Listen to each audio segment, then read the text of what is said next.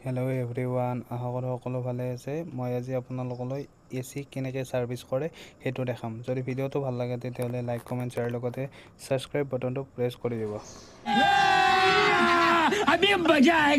বলক ভিডিঅ'টো এতিয়া আৰম্ভ কৰোঁ। এইটো পেনাছনিকৰ 1.5 টনৰ স্প্লিট AC হয়। এইটোৰ প্ৰব্লেম আছিল আপোনাৰ কুলিঙৰ। মই কৈ দেখিলোঁ ফিল্টাৰকেইটা একেবাৰে লেতেৰা আছিল।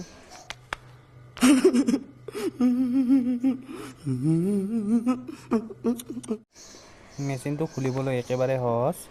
আপোনাৰ দুয়োটা ছাইডত ধৰি দাঙি দিলে হ'ল। তাৰপিছত এই জালিকেইটা যে আছে, জালিকেইটাত ধৰি উলিয়াই আনিলে হ'ল। এই ফিল্টাৰকেইটা চাফ কৰিবলৈ একেবাৰে সহজ। এতিয়া মেচিনটো কমপ্লিট মই খুলি ল'ম। ভিডিঅ'টো শেষলৈ চাব। ড্ৰেইন ট্ৰে হয়, এইটো ড্ৰেইন ট্ৰেটো খুলি ল'লোঁ। আপোনাৰ কুলিং কইলটো বহুত লেতেৰা হৈ আছে। এইটো চাফ কৰিবলৈ একদম সহজ। টুথব্ৰাছ আৰু আধা মগ পানী লৈ টুথব্ৰাছেৰে এইটো ঘঁহি দিলে হ'ল।